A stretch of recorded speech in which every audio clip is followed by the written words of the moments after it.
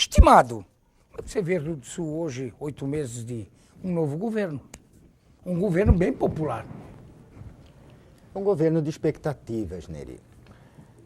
Conversávamos semana passada, eu e o Nilton Neves, que te mandou um grande abraço. Nilton Neves. Daquele time fantástico do basquete do Colégio Dom Bosco, de Rio do Sul, dos Jogos Abertos. Grande Ele, figura, Walter né? Seifer, É né? verdade. O Paulinho Cunha. Ele é sempre muito ligado ao doutor Heitor, né? E está conosco no Está lá, gabinete né? também, Tá lá, né? Ele é sobrinho da Heitor Ché, né? Mandou um grande abraço. Legal, Eu e o Nilton legal. conversávamos a respeito dessas expectativas, principalmente falando sobre Rio do Sul.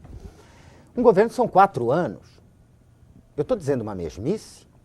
Estou dizendo uma mesmice matemática, temporal.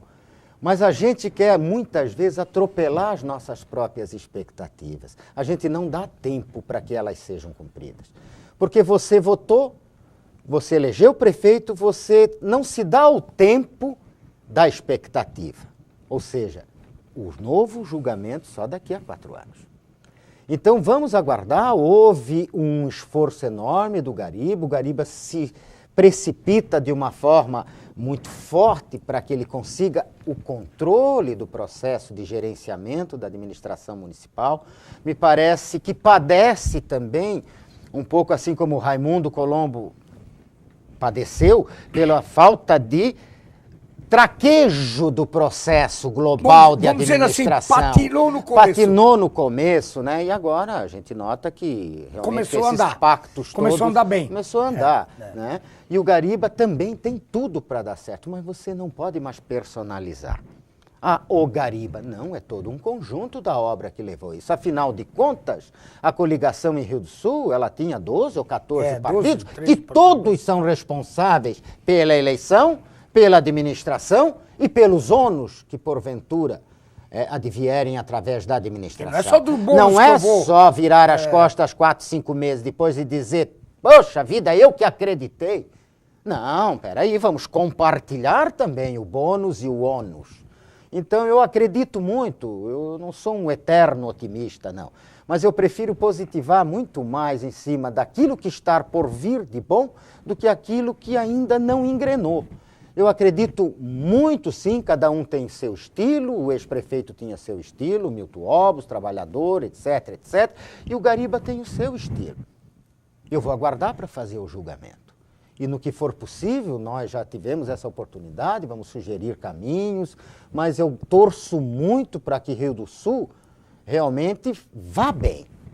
Eu não tenho nenhuma intenção, nenhuma vibração para que Rio do Sul vá mal. Até porque eu quero voltar para Rio do Porque Sul. eu quero voltar para Rio do Sul, eu quero ver o Gariba prefeito 1, 2 vezes, eu quero ver o modelo dar certo. É isso que eu quero como Rio Sulense. Estimado, você teve uma passagem também de, parece 5 anos, 6 anos, no Tribunal de Contas do Estado de Santa Catarina, né? Durante 5 anos eu fui convidado, na época, pelo corregedor-geral do tribunal, Gilson dos Santos, que nós fomos deputados juntos, um baita de um líder político, deputado íntegro. E nós assumimos a Corregedoria-Geral do Tribunal de Contas, a direção da Corregedoria-Geral, e ficamos lá 5 anos, onde eu tive uma experiência de todo o controle das auditorias que eram realizadas no Estado de Santa Catarina pelo tribunal, através dos órgãos fiscalizadores, os auditores. Então foi muito rica essa experiência, mas tive que retornar à minha origem, senão eu também perdi as minhas promoções. Então retornei ao gabinete da Delegacia Geral em 2009, onde cheguei à categoria de delegado especial, que é o último grau de carreira, e é onde que eu me aposento mais tarde, onde eu levo isso para a minha vida, que foi a minha carreira e que foi a minha função, apesar de ter ficado 17 anos afastado das funções de delegado em função de outras funções públicas que eu assumi durante secretário de Estado, deputado, etc. Como é que você vê essas nomeações no Tribunal de Contas, que normalmente são nomeações que não era o seu caso, você estava como diretor, você não estava como conselheiro, que normalmente ex-deputado, que você também é, mas não foi para lá como conselheiro, vai por indicação política. Como é que vai ser um ex-deputado, indicação de governador, para fiscalizar ou auditar as contas dos municípios. Na realidade, o pleno do Tribunal de Contas decide por último, ele que delibera, ele que é soberano. Mas hoje o tribunal ele já tem um representante entre os 7 membros do Ministério Público junto ao Tribunal de Contas e um representante dos auditores. Houve avanços nessa Existem questão. os técnicos Os técnicos também. E tudo passa hoje pelos técnicos. O tribunal ele se abriu de uma forma muito fortemente à opinião pública, que hoje tudo se interliga. Então, os julgamentos políticos, como ocorriam em tempos idos, eles hoje já têm um crivo de fiscalização interna muito forte também, né? Antes de nós falarmos ainda sobre segurança pública, o tempo vai correndo, mas eu sou obrigado a fazer essa pergunta. Claro. CPI das Letras, governo Paulo Afonso, você era o relator, aliás, foi o relator. E você, ser relator num momento, vamos dizer, histórico e triste para o Estado de Santa Catarina. Foi um momento conturbado para a administração pública, para o desenvolvimento do Estado. Como é que se voltasse o tempo, o deputado Júlio aceitaria de novo a relatoria da CPI das Letras? Que hoje o ex-governador Espírito de Homem e deputado federal disse na mídia há poucos dias atrás que o governo do Estado, ou o Estado de Santa Catarina, vai ter um prejuízo incalculável pelo que vai pagar de precatórios, não sei o que, não sei o que, não sei o que, não sei o que. Neri, é muito difícil. Deságio, aquelas coisas todas. Isso, é muito difícil eu dizer se eu me retransportasse àquele momento, se eu aceitaria ou não. Eu cumpri uma missão, Neri. Eu não escrevi uma linha mentirosa. Uma só linha das 328 páginas que não tivesse traduzindo a verdade. Eu tive auxílio naquele relatório de um dos maiores promotores de justiça, hoje procurador de justiça do Estado de Santa Catarina, foi procurador-geral, nós vamos omitir. Eu tive auxílio jurídico, tive auxílio de um jurista fantástico, que foi o Dr. Périx Prade, que nos ajudou na confecção do relatório. Nós tivemos ali líderes partidários nos ajudando na concepção do relatório, alguns votaram contra depois, aquilo tudo que havia como concepção da verdade. Eu não me arrependo de ter escrito tudo. Talvez eu, pela imaturidade, hoje eu talvez não me arrebatasse tanto, eu talvez não me expusesse tanto, que isso gerou ódio, Neri. E na política, quando tu gera ódio, tu gera vingança. Ameaçado? Sim, com toda certeza. Você foi ameaçado? Eu não só a minha ameaça própria, pessoal, como ameaça na família. E outra coisa, ameaça de partir para cima, e partiram na minha eleição de 98, que foi uma coisa de madeira de dar em doido, né? A vingança. Te tentaram comprar com mala preta, a famosa mala aquela? Neri, o livro ainda vai sair, mas eu não gosto de ficar me lembrando de fatos desagradáveis, porque nós tivemos exemplos daqueles que se prostraram, aqueles que se sublimaram a isso. Tiveram alguns deputados, né, estimado? Faz parte da história. Faz parte, mas alguns deputados Sim. deixaram um rabo imenso aí na história da CPI, das letras, governo Paulo Afonso. Essa que é a verdade. Isso é inapagável. Se fosse para escrever um livro, você teria esse livro meio pronto? Eu tenho o título. Como é que é? Os bastidores do impeachment, os subterrâneos da vergonha. Foi uma vergonha. Rolou muito dinheiro. Foi nacional, né? Foi. Relator em Brasília, Roberto Requião, do PMDB, contra os seus próprios governadores. O saudoso Wilson Klein, que era o subrelator. Então foi uma vergonha nacional, envolvendo vários partidos políticos. Então foi um escândalo. E como você vê então aqui na mídia, o ex-governador Espírito de Homem, os deputados federal, diz que o Estado vai pagar um preço muito caro porque são bilhões e bilhões de dinheiro que vai pelo ralo, com os deságios, que acabou não dando nada, mas que o Estado vai pagar.